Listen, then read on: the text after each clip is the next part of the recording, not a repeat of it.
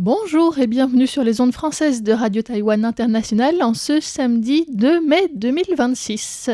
Vous écoutez maintenant le courrier des auditeurs. Hello.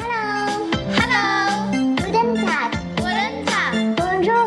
Bonjour. Здравствуйте. Здравствуйте. Hola. Hola. Konnichiwa. Konnichiwa. Xin chào. Xin chào. Sawadika. Sawadika. Bonjour et bienvenue dans le courrier des auditeurs qui est aujourd'hui animé par Florian Dai Elisa Dufaux. et qui va comme d'habitude donc vous rappeler les concours, vous présenter le concours du mois de mai et puis répondre à quelques questions que vous nous avez envoyées ces derniers temps. Donc pour commencer directement, nous allons rappeler d'abord le concours trimestriel, donc d'avril à juin.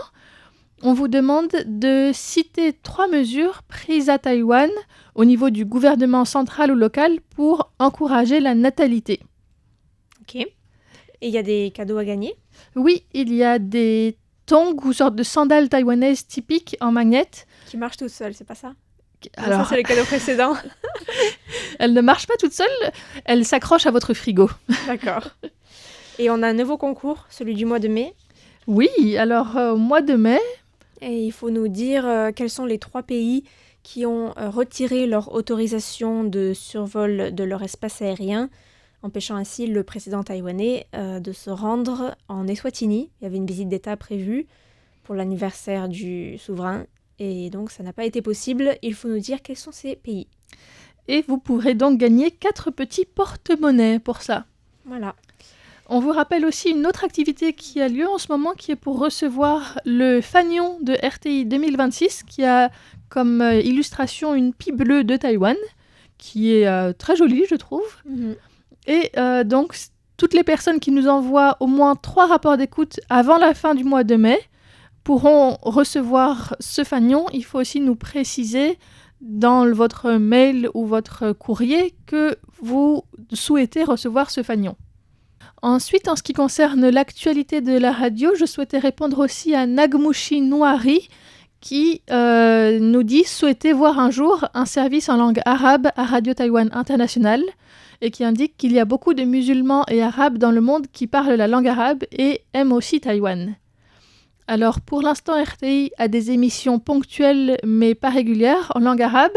Par contre, il y a une présence sur les réseaux sociaux, notamment Facebook, où vous pouvez retrouver donc http www.facebook.com/RTI arabe, donc ARAB, pour trouver Radio Taïwan International en arabe, ou bien sur Instagram, nous sommes aussi présents en langue arabe. Et là, le nom, c'est RTI Arabic, donc en anglais. Voilà, vous pouvez nous trouver en arabe si c'est une langue que vous parlez, que vous lisez, qui vous intéresse pour avoir des nouvelles de Taïwan. D'accord. Et on va passer maintenant aux autres questions. Alors, on a une demande de Siddhartha Bhattacharjee qui nous écrit d'Inde et qui demandait quelles étaient les séries les plus populaires à Taïwan, si les Taïwanais regardent des séries. Alors là, il y a beaucoup de choses à dire, donc j'ai essayé de faire un petit résumé. Alors les séries taïwanaises, les plus populaires ces 20-30 dernières années, ce sont surtout des comédies romantiques. Comme par exemple une série qui s'appelle Fated to You ou Fated to Love You en 2008, qui a fait l'objet d'un remake sud-coréen en 2014, ou encore Autumn's Concerto en 2009. Mais c'est la série romantique qui a eu le plus de succès, c'est probablement Meteor Garden en 2001, qui est une série de 30 épisodes de 45 minutes, adaptée d'un manga à succès, Ana Yori Dango, publié dans les années 90. L'histoire est simple, c'est une fille pauvre mais ambitieuse qui va dans une université de riches et qui rencontre 4 garçons fortunés pour finalement bien sûr tomber amoureuse de l'un d'entre eux.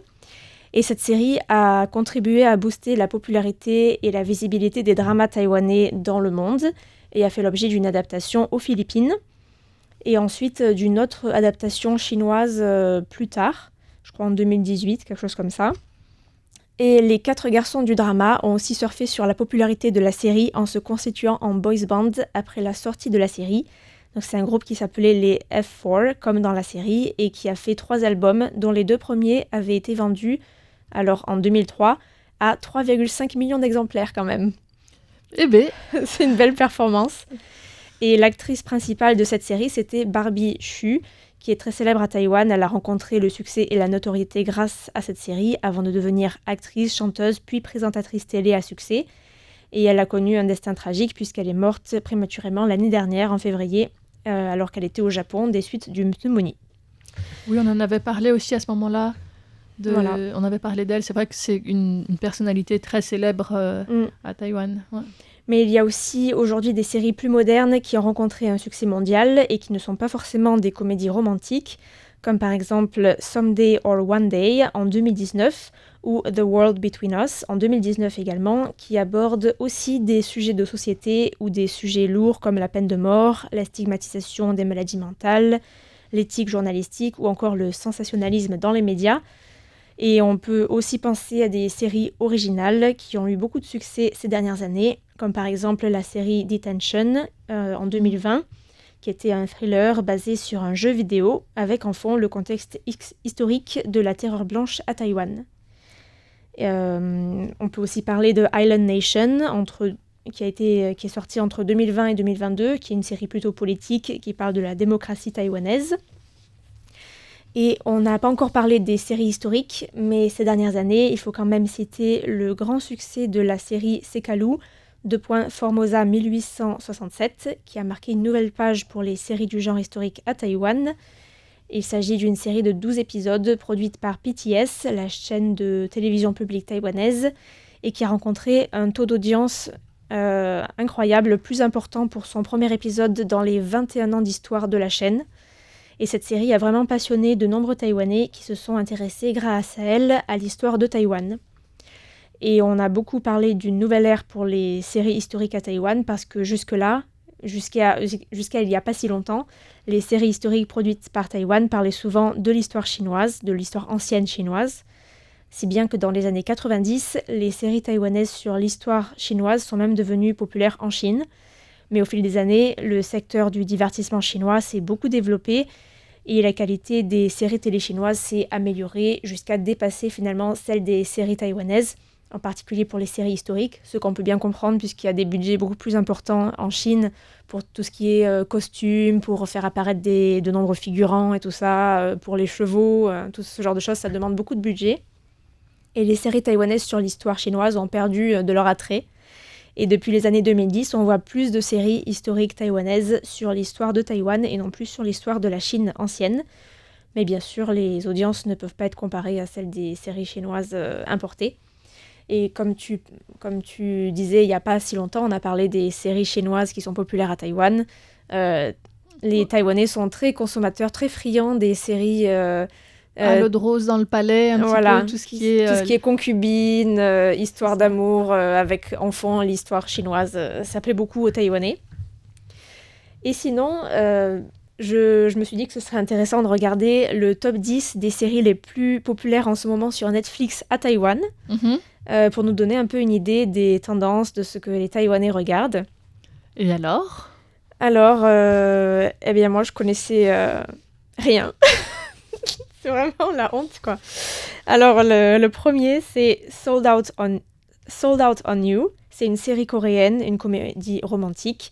Alors, le scénario, c'est une présentatrice de téléachat accro au travail qui va à la campagne pour faire une série et qui rencontre un jeune agriculteur. J'ai pas regardé ça non plus. L'amour dans le pré, mais version coréenne. Ensuite, en deuxième, il y a Pursuit of Jade, une série chinoise adaptée d'un roman. Là, c'est une fille de famille modeste qui épouse le fils d'une famille noble tombée en disgrâce pour protéger sa famille et finalement les deux tombent amoureux.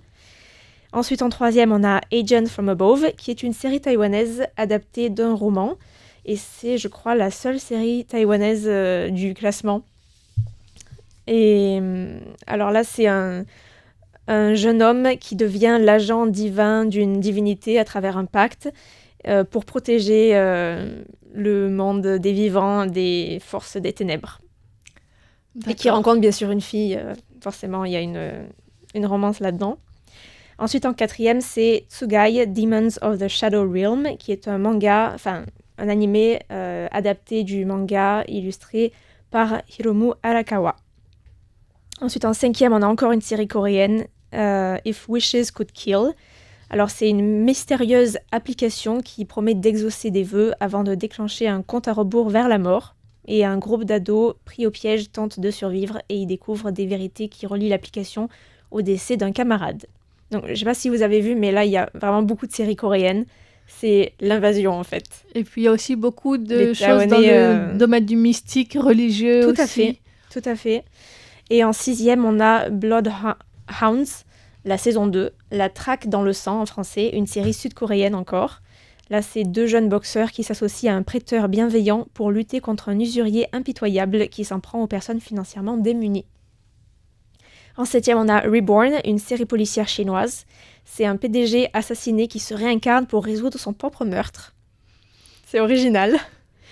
En 8e, on a That Time I Got Reincarnated as Slime. Alors, apparemment, ça existe en français. C'est moi quand je me réincarne en slime, un animé japonais. Et en 9e, on a encore une série sud-coréenne, We Are All Trying Here. C'est un réalisateur en herbe qui touche le fond après avoir passé 20 ans à tenter de réaliser son premier film jusqu'à ce qu'il rencontre une productrice débordée qui l'aide à retrouver confiance en lui. Et en 10e, on a Bloodhounds, la saison 1. Donc voilà, apparemment, les Taïwanais aiment beaucoup les films policiers, les comédies romantiques et les séries chinoises sur... Chinoises, japonaises et coréennes, principalement, on voit. Ouais. Donc c'est intéressant. Il n'y a aucune série américaine là-dedans. Ouais. Ce qui est vraiment surprenant. Il y en aura probablement aussi qui sont vus, mais pas dans les principales. Pas dans les premiers en ce moment. Ce ne sont pas les plus populaires en ce moment. Donc ça veut quand même dire quelque chose. Alors que pourtant, au cinéma, là, Hollywood est beaucoup plus présent, je trouve. Oui, c'est vrai qu'il y a beaucoup de films américains qui arrivent à Taïwan aussi, qui sont sous-titrés, traduits, etc. Les Taïwanais, c'est vrai qu'on a l'habitude de regarder beaucoup en version originale avec les sous-titres. Et aujourd'hui, Taïwan, je voulais juste finir sur ça, Taïwan essaie d'exporter ses séries au-delà du marché taïwanais et même asiatique. Alors en mars dernier, et pour la 5e fois, l'agence taïwanaise de contenu culturel, la Taika, qui est dirigée par Wang Minghui, a participé à Series Mania, un salon phare européen des séries télévisées qui se tenait à Lille, en France. Et le pavillon taïwanais a présenté 49 projets de séries, couvrant des genres variés et à fort potentiel international, donc des thèmes comme la drogue, le crime, les relations conjugales, les adaptations de romans populaires ou encore les séries fantastiques d'époque. Et donc il s'agissait pour les professionnels présents sur place de voir s'il y a un intérêt européen particulier pour ces genres de séries et de discuter de possibles adaptations locales. Et par ailleurs, un prix dédié a été créé par la Taika à cette occasion, la Asia Co-Pro Pitch by Taika, qui récompense les coproductions entre Taïwan et d'autres partenaires asiatiques, donc avec comme objectif de favoriser la coopération internationale, la formation des talents et l'accès aux ressources de développement pour les équipes taïwanaises. Donc peut-être que ça peut être intéressant pour Taïwan de coopérer notamment avec des Sud-Coréens pour voir si le succès sud-coréen est pas exportable à Taïwan et pourquoi pas avoir un peu plus de succès comme l'ont les Sud-Coréens. Eh bien, ça fait beaucoup de séries à regarder. En tout cas, si on est curieux pour savoir un petit peu tout ce qui se passe. C'est vrai que j'avais vu aucune de ces séries non plus. Mais surtout dans les productions taïwanaises, ça me donne envie d'aller les regarder. Mais après, il faut choisir ces bons moments parce qu'en général, quand je commence, je ne m'arrête pas. Et donc, je ne commence pas. Donc, merci à Siddhartha Bhattacharjee pour cette question. Je voulais aussi répondre à une autre question de Philippe Marsan qui était sur le 1er mai, puisque c'était hier. Et il disait qu'en France, c'est la fête du travail et c'est aussi l'occasion d'offrir du muguet. Qu'en est-il à Taïwan? Marque-t-on le 1er mai? Alors, il n'y a pas de muguet à Taïwan, donc on n'a pas l'habitude d'offrir ni du muguet ni une autre fleur en particulier en mai. Mais on peut dire que c'est quand même la saison du lys blanc. Et en haute montagne, notamment à Hehuanshan, c'est aussi la saison des azalées. Elles sont magnifiques en ce moment. J'y suis allée récemment, il y a une vidéo sur notre site si vous voulez. C'est très très beau. Après, pour le 1er mai en tant que fête du travail, eh bien, avant c'était férié seulement pour une certaine partie des travailleurs. Et maintenant, depuis 2026, donc c'est à partir de cette année, c'est férié pour tout le monde, puisqu'il y a eu 5 nouveaux jours fériés qui ont été adoptés au niveau du Parlement l'année dernière, donc c'est en place à partir de là. Et donc les écoles et les services publics sont tous fermés le 1er mai. Ça a provoqué des réactions de certains parents qui ont tout juste réalisé un tout petit peu avant qu'en fait le 1er mai, leurs enfants ne seraient pas à l'école et qu'ils allaient devoir s'en occuper, parce que comme c'est nouveau, voilà, ils s'y attendaient pas forcément, tout le monde n'était pas forcément au courant. Et certains se disaient donc dans des commentaires déçus parce qu'ils se réjouissaient d'avoir du temps libre sans travail et sans enfants. Et d'autres, même avec une pointe d'humour, disaient que c'est pas ça qui va aider à faire remonter la natalité. Pour une fois qu'il y avait une journée sans travail et sans enfants, ça aurait été l'occasion. Après, dans la pratique, c'est vrai qu'il y a quand même un certain nombre de commerces, notamment des restaurants, les magasins de proximité, qui restent ouverts. Et pour beaucoup aussi, c'est une journée d'offres promotionnelles spéciales ce jour-là. Donc il y a notamment des glaces à moitié prix, certains magasins de proximité qui offrent aussi 2 cafés offerts pour 2 achetés. Ça fait beaucoup de café en une journée. Il faut y aller en groupe. Et donc pour les personnes qui travaillent à ce moment-là, ça compte comme un dimanche, donc le salaire doit être le double du salaire habituel. Donc c'est légalement du moins aussi sur la base du volontariat, sauf pour les métiers où il y a forcément une astreinte tous les jours, comme les urgences, les pompiers, etc. Et puis le 1er mai, il faut aussi dire qu'à Taïwan, c'est habituellement le premier jour possible pour déclarer ses impôts. Mais là, avec le week-end qui suit, eh bien, il faudra attendre le lundi 4 pour pouvoir aller déclarer ses impôts. Quel dommage.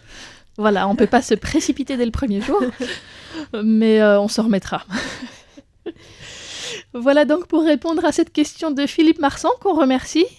Il y avait aussi une question de Christian Guibaudot, qui nous disait que depuis le 20 avril en France, c'est le début de la campagne pour la vaccination anti-Covid, une vaccination qui n'est pas obligatoire mais conseillée pour la population à risque, notamment les plus de 80 ans et les personnes qui ont des maladies graves. Et donc, il demandait, est-ce que la vaccination anti-Covid existe toujours à Taïwan ? Alors, bonne question. On en parle assez peu, c'est vrai, mais la réponse est oui. Il y a un programme de vaccination financé par le gouvernement qui a été élargi pour couvrir toute la population âgée de 6 mois ou plus et n'ayant pas encore reçu de dose pour la saison actuelle. Donc c'est gratuit. Il y a parfois des frais d'admission du vaccin, mais qui sont peut-être maximum de quelques euros. C'est vraiment pas grand-chose, c'est selon les hôpitaux ou les cliniques. Et en fait, cette période de vaccination gratuite était initialement prévue pour se terminer plus tôt, mais elle a été prolongée jusqu'au 31 juillet de cette année pour renforcer l'immunité collective face au risque de vagues épidémiques estivales. Les 2 dernières années, il y avait eu des pics vers juin-juillet, et donc cette année, ils aimeraient essayer de diminuer un petit peu ça. Et depuis le 7 avril 2026, une dose supplémentaire du vaccin JN.1 est spécifiquement disponible pour les groupes les plus vulnérables, notamment les personnes âgées de 65 ans et plus, ou les populations autochtones à partir de 55 ans et les personnes immunodéprimées. Le Centre de contrôle des maladies de Taïwan administre actuellement 2 types de vaccins qui sont actualisés aussi pour cibler des variants qui circulent plus ces derniers temps. Donc le Moderna LP8.1 qui est disponible à partir de 6 mois et Novavax JN1, donc disponible comme alternative à partir de 12 ans seulement. Et il est donc officiellement autorisé et encouragé de recevoir le vaccin contre la grippe et celui contre le Covid-19 lors du même rendez-vous. Ça, c'est aussi quelque chose que je ne savais pas. Au niveau des statistiques, à Taïwan, il y a environ 94% de la population qui a reçu au moins une dose, donc c'est vraiment très important comme chiffre. 89% de la population qui a reçu 2 doses et à peu près les 3/4 qui ont eu un premier appel. Et pour cette année 2026, donc pour des statistiques un peu plus récentes, eh bien, entre le 1er janvier et le 26 avril, c'est environ 1,7 million de doses qui ont été injectées. Donc par rapport aux 24 millions d'habitants, c'est un peu moins d'un dixième de la population. Ça reste quand même assez important, mais voilà. Et puis, il faut aussi savoir qu'il y a des stocks de doses de vaccins qui expirent sans avoir été utilisés. Et donc, il y a aussi des projets d'acquisition de nouvelles versions du vaccin qui sont en cours pour viser à la fois des variants de virus plus récents et qui aient aussi moins d'effets secondaires. Parce que c'est vrai que c'était assez fort, en tout cas pour moi et pour beaucoup de monde, les effets secondaires de la vaccination. Donc ça, c'est aussi en cours à Taïwan en ce moment, pour continuer la vaccination. D'accord. Comment c'était pour toi? Est-ce que tu t'es fait revacciner récemment? Je me suis fait revacciner, mais ça fait un moment. C'était pendant le Covid. Là, ça fait vraiment très longtemps, plusieurs années, je pense. Mais je sais pas, peut-être qu'il faudrait que je le fasse. J'ai pas envie d'avoir un été comme l'hiver que j'ai passé là, avec j'ai attrapé la crève 4 fois. J'en avais marre. On t'a souvent entendu parler avec le débouché. Oui, je sais pas si ça s'est entendu au micro, mais j'ai fait de mon mieux pour que ça s'entende pas. C'est vrai que moi j'avais fait les 2 premières doses au début et puis après j'ai pas refait non plus. J'ai l'impression d'avoir plus de rhume ou grippe normaux que Covid. Je me suis retestée quelques fois, mais j'ai pas eu le Covid ensuite.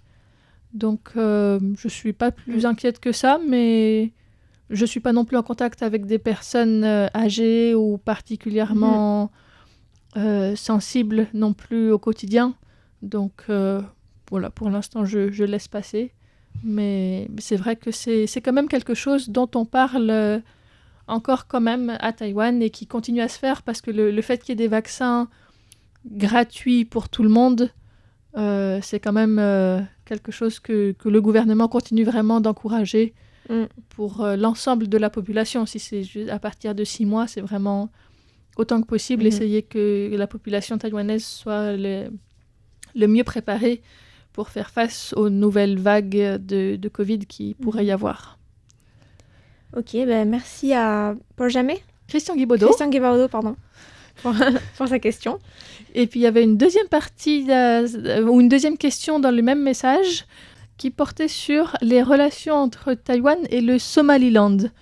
Donc il remarque que c'est intéressant de voir que certains pays africains s'intéressent à Taïwan après avoir abandonné Taïwan donc au profit de Pékin il y a quelques années, et notamment en relation avec la visite donc avortée du président taïwanais en Eswatini. Et donc, il demandait, en ce qui concerne le Somaliland, qu'est-ce qui empêche ce pays et Taïwan d'avoir des relations diplomatiques officielles, les 2 pays n'étant pas reconnus par l'ONU, et sachant aussi qu'Israël et le Somaliland ont déjà établi des relations diplomatiques. En effet, le Somaliland, c'est un territoire qui a fait sécession de la Somalie en 1991, mais qui ne bénéficie d'aucune reconnaissance internationale, du moins jusqu'à l'année dernière, puisque c'est l'État d'Israël qui a été le premier à reconnaître le 26 décembre 2025 le Somaliland comme un État souverain et indépendant. Donc c'est un État de facto, avec un système de gouvernement démocratique, fondé sur la charia avec l'islam comme religion d'État. Donc il y a, des élections qui sont libres et qui sont organisées avec des observateurs, et ça se passe plutôt bien. Et c'est une région, disons que c'est la région politiquement la plus stable de la Somalie, avec une présence minime du groupe terroriste Al-Shabaab qui terrorise le pays et qui contrôle des vastes zones du centre et du sud de la Somalie depuis la fin des années 2000. Il y a aussi un meilleur système d'éducation qu'en Somalie, des structures étatiques assez solides et des forces de sécurité. Mais c'est vrai que ce n'est pas un territoire qui est économiquement très prospère. Il vit surtout du commerce du bétail qu'il exporte de plus en plus maintenant grâce à ses installations portuaires, et je crois que Taïwan aide d'ailleurs à ça. Et le Somaliland entretient des relations proches avec son voisin éthiopien, avec un protocole d'entente signé en 2024 qui pourrait peut-être ouvrir la voie vers une reconnaissance en l'échange d'un accès à la mer Rouge. Et certains pays de l'Union européenne, les États-Unis et le Royaume-Uni entretiennent aussi des relations informelles avec ce territoire. Et le Somaliland a aussi un partenariat militaire avec les Émirats arabes unis. Alors politiquement, c'est vrai que c'est un emplacement stratégique dans la Corne de l'Afrique et le golfe d'Aden. Et le Somaliland, c'est aussi un partenaire intéressant qui pourrait être intéressant pour la Chine, qui a fait de la Corne de l'Afrique une base pour la route de la soie maritime, mais les relations ne sont pas vraiment au beau fixe entre les deux. Et Taïwan cherche aussi à investir le marché africain et espère pouvoir le faire depuis le Somaliland. Donc Taïwan et le Somaliland ont effectué un rapprochement en 2020 en établissant des bureaux respectifs à Taipei et à Hargeisa, la capitale du Somaliland. Et Taïwan a beaucoup apporté pour le développement local en aidant à renforcer le système de santé. Donc pendant le Covid, Taïwan a fait don de 150 000 doses de vaccins.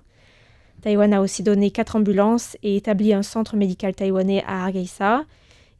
Il y a aussi eu des dons d'aide humanitaire, des aides pour l'organisation des élections et de l'aide humanitaire supplémentaire pour faire face à la sécheresse, ou encore pour reconstruire un important marché qui avait été détruit par un incendie. Et Taïwan et Hargeisa coopèrent aussi en matière d'éducation, puisque près de 180 Somalilandais ont bénéficié de bourses taïwanaises jusqu'à présent. Alors pour ce qui est du rapprochement des deux pays ou territoires, il faut savoir que la Somalie, tout d'abord, s'oppose évidemment à toute reconnaissance du Somaliland. C'est le principe d'intégrité territoriale et de souveraineté du Somaliland qui est reconnu par l'ONU, et c'est pour ça que les voisins du territoire sont très prudents à ce sujet. Donc sans encourager forcément ni interdire les relations avec Taïwan. Et de son côté, la Chine prône encore et toujours le principe d'une seule Chine et tente peut-être d'exercer des pressions pour qu'il n'y ait pas de reconnaissance formelle entre Taipei et Hargeisa, d'autant plus que la Chine a une politique de longue date qui consiste à s'opposer à toute forme de sécessionnisme ou de séparatisme parce qu'elle craint que ça puisse inciter ou encourager les séparatismes sur son sol. Enfin, je disais de possibles pressions, mais on est presque sûr que la Chine tente de faire pression sur le Somaliland pour qu'il n'y ait pas d'établissement, disons, de relations officielles entre les deux pays, et même pour qu'il y ait moins de relations entre Taïwan et le Somaliland. Je crois qu'il y a plusieurs années, le Somaliland avait reçu une offre de la Chine d'aider à faire construire des infrastructures, à obtenir des financements en l'échange de couper totalement les relations, geler les relations avec Taïwan. Et bon, ça avait été rejeté, donc, mais on ne sait pas vraiment pourquoi. Il n'y a pas vraiment de transparence sur ces pressions supposées. Donc on sait peu de choses en fait sur les pressions que la Chine pourrait exercer sur le Somaliland. Voilà oui, un peu où on en est. Ou sur les réflexions que pourrait avoir Taïwan sur l'utilité pour être reconnu en tant qu'État de former des relations diplomatiques avec un autre territoire qui n'est pas reconnu par l'ONU non plus. Est-ce que ça risquerait de faire quelque chose Je ne sais pas non plus. Je pense que Taïwan n'a pas vraiment de besoin d'alliés diplomatiques supplémentaires parce que Taïwan arrive très bien à vivre sans. Certes, Taïwan a quelques alliés, mais honnêtement, c'est pas ça qui fait vivre Taïwan en tant que pays de facto. Ça change pas grand-chose. Au final, qu'il y en ait, par exemple, 12 ou 20 ou 15, d'un point de vue très pragmatique. En tout cas, au quotidien, ça change pas. Je sais pas si au niveau diplomatique, le fait... quand ça passe de 20 à 12, c'est peut-être pas grand-chose, mais de 12 à 0... Ça risque peut-être de, je sais pas, changer la balance. Pour avoir interviewé François Hu, lui disait que ça changerait pas grand-chose et que c'était pas grave s'il y en avait qui partaient. Donc, je pense que c'est d'un point de vue pragmatique. Après, c'est vrai que dans le droit international, la reconnaissance par d'autres États, c'est important. Mais Taïwan, malgré cette reconnaissance diplomatique par un peu plus de 10 États, Taïwan n'a quand même pas les bénéfices d'un État au niveau international, ne peut pas participer aux organisations internationales, donc ça ne change pas grand-chose en fait pour Taïwan. Eh bien, on remercie Christian Guébaudot et toutes les autres personnes qui nous ont écrit cette semaine, et on va vous dire la semaine prochaine pour un autre courrier des auditeurs. À bientôt.